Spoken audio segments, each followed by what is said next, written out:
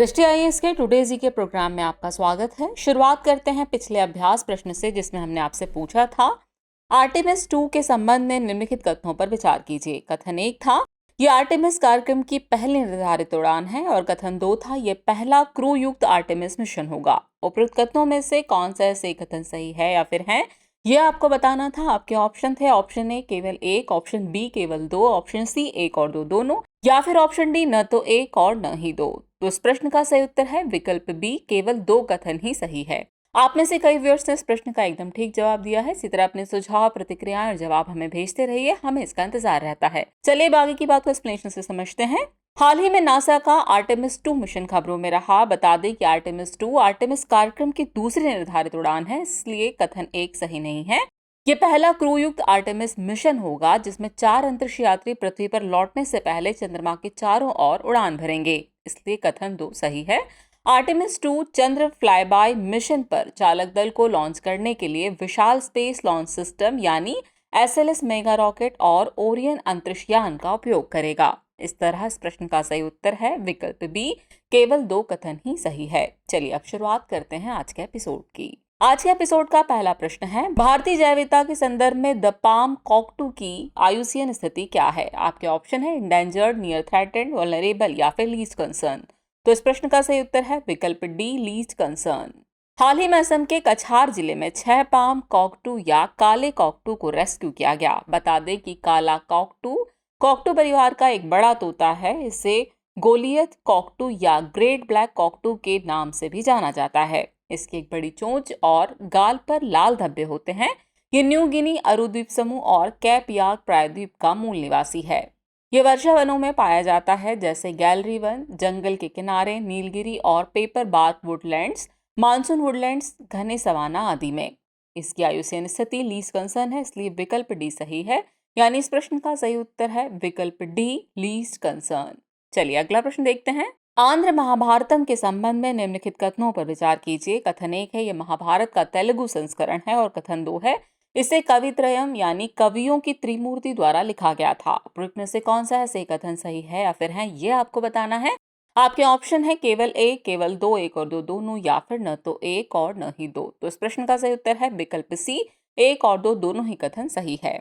हाल ही में आंध्र प्रदेश राज्य में आंध्र महाभागवत के 1000 साल पूरे होने का जश्न मनाया गया। बता दें कि आंध्र महाभागवत को महाभारत के तेलुगु संस्करण के रूप में भी जाना जाता है, इसलिए कथन 1 सही है। ये कवित्रयम यानी कवियों की त्रिमूर्ति द्वारा लिखा गया था, जिसमें नन्नय्या, थिक्काना और येरा प्रगटा शामिल थे, इसलिए कथन 2 सही है।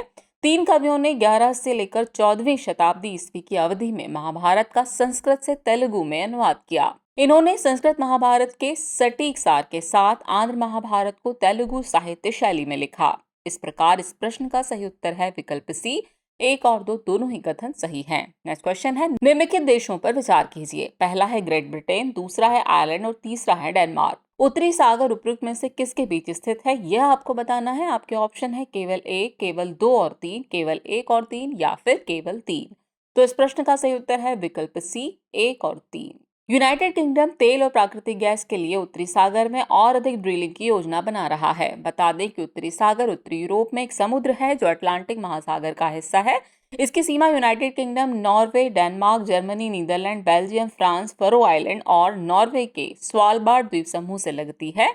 उत्तरी सागर दक्षिण पश्चिम में इंग्लिश चैनल के माध्यम से अटलांटिक महासागर से, और पूर्व में कैटेगाट और स्केगरक जलडमरू मध्य के माध्यम से बाल्टिक सागर से जुड़ता है। कील नहर उत्तरी सागर को बाल्टिक से जोड़ती है, जो दुनिया के सबसे व्यस्त कृत्रिम जलमार्गों में से एक है। इस तरह इस प्रश्न का सही उत्तर है विकल्प सी, यानी कि केवल एक और तीन। नेक्स्ट क्वेश्चन है, तपस UAV के संबंध में निम्नलिखित कथनों पर विचार कीजिए। कथन 1 है यह एक हाई एल्टीट्यूड लॉन्ग एंड्योरेंस यानी HALE मानव रहित हवाई वाहन है। कथन 2 है इसे DRDO द्वारा विकसित किया गया था, और कथन 3 है इसे रात की स्थिति में संचालित नहीं किया जा सकता है।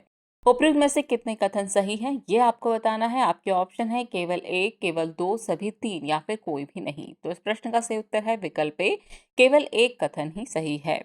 हाल ही में कर्नाटक के चित्रदुर्ग जिले में परीक्षण उड़ान के दौरान एक तापस मानव रहित हवाई वाहन यानी तापस यूएवी दुर्घटनाग्रस्त हो गया। बता दें कि तापस एक मीडियम एल्टीट्यूड लॉन्ग एंड्योरेंस मानव रहित हवाई वाहन है, इसलिए कथन एक सही नहीं है।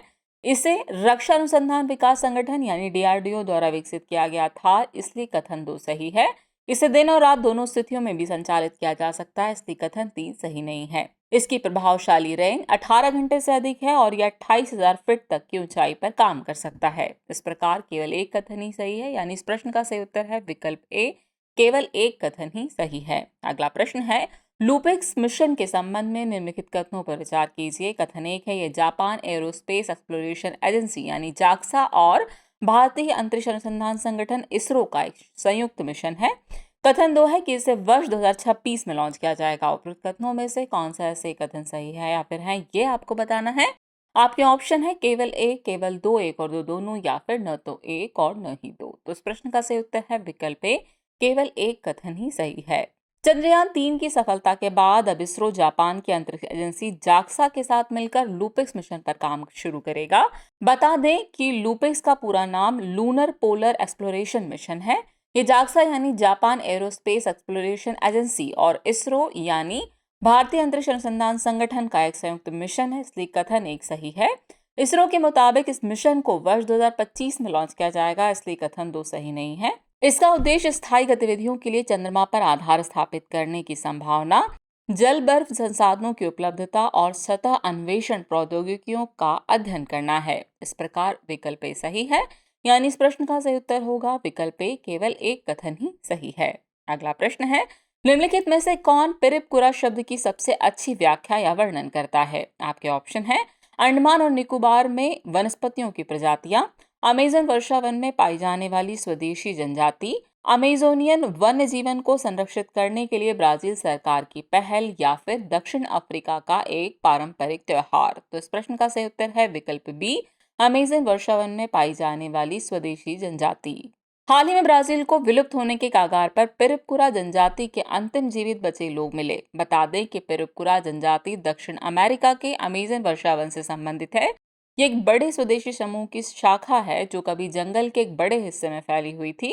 तमंडुआ पिरिपकुरा लोगों के अंतिम 3 ज्ञात जीवित बचे लोगों में से एक है जो कभी जंगल के एक बड़े हिस्से में फैला हुआ था, इसलिए विकल्प बी सही है, यानी इस प्रश्न का सही उत्तर है विकल्प बी, अमेजन वर्षावन में पाई जाने वाली स्वदेशी जनजाति। नेक्स्ट क्वेश्चन है, निम्नलिखित में से टॉम हॉक शब्द की सबसे अच्छी व्याख्या या वर्णन कौन करता है? आपके ऑप्शन है, ये भारतीय शास्त्रीय नृत्य का एक रूप है, यह अमेरिकी नौसेना की एक पनडुब्बी है, ये एक लंबी दूरी की क्रूज मिसाइल है, या फिर यह एमू जैसा एक बड़ा पक्षी है। तो इस प्रश्न का सही उत्तर है विकल्प सी, ये एक लंबी दूरी की क्रूज मिसाइल है।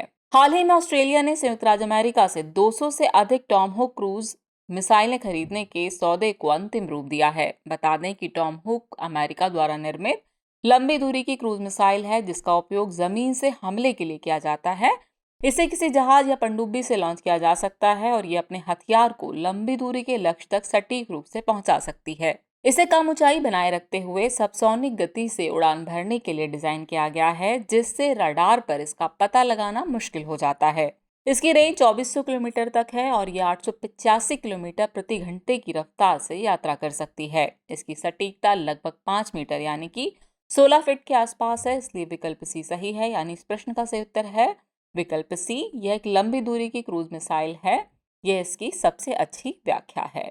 नेक्स्ट क्वेश्चन है, इंडिया पोस्ट पेमेंट्स बैंक के संदर्भ में निम्नलिखित कथनों पर विचार कीजिए। कथन एक है, इसे वित्त मंत्रालय के अधीन स्थापित किया गया है। कथन 2 है, इस बैंक में 50-50% हिस्सेदारी भारत सरकार और राज्य सरकार की है। उपयुक्त कथनों में से कौन सा सही कथन सही है या फिर है, यह आपको बताना है। आपके ऑप्शन है केवल एक, केवल दो, एक और दो दोनों, या फिर न तो एक और न ही दो। तो इस प्रश्न का सही उत्तर है विकल्प डी, न तो एक और न ही दो। इंडिया पोस्ट पेमेंट बैंक ने वित्तीय वर्ष 2022-23 के दौरान 20.16 करोड़ रुपए का मुनाफा हासिल किया है। चलिए जानते हैं इंडिया पोस्ट पेमेंट बैंक के बारे में। तो इसे 1 सितंबर 2018 में प्रारंभ किया गया था।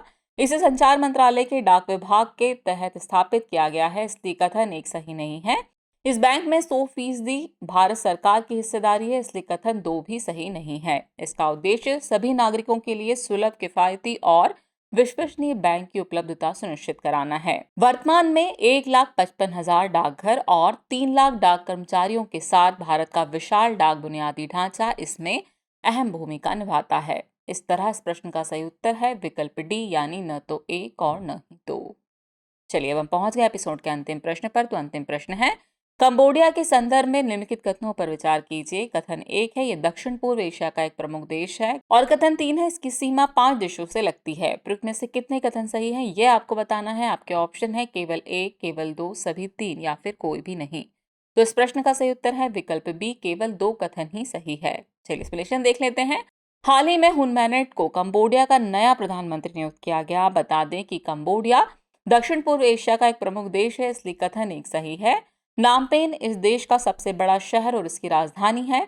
खमेर मुख्य रूप से इसके मूल निवासी हैं, इसलिए कथन 2 सही है। ये केवल 3 देशों से सीमा साझा करता है, इसलिए कथन 3 सही नहीं है। दरअसल इसकी सीमा पश्चिम एवं उत्तर पश्चिम में थाईलैंड, उत्तर पूर्व में लाओस, पूर्व एवं दक्षिण पूर्व में वियतनाम और दक्षिण पश्चिम में थाईलैंड की खाड़ी से लगती है। इस प्रकार केवल 2 कथन सही है, इसलिए विकल्प बी सही है। यानी इस प्रश्न का सही उत्तर है विकल्प बी, केवल 2। चलिए अब नोट कर लीजिए आज के एपिसोड का अभ्यास प्रश्न। हाल ही में चर्चा में रही उमियम झील किस राज्य में स्थित है? आपके ऑप्शन है, option A Tamil Nadu, option B Meghalaya, option C Mizoram या फिर ऑप्शन डी कर्नाटक। तो व्यूअर्स, इस प्रश्न का जवाब कमेंट बॉक्स में देना न भूलें। जल्द ही मिलते हैं नए एपिसोड में कुछ और नए सवालों और नई जानकारियों के साथ। तब तक के लिए शुक्रिया।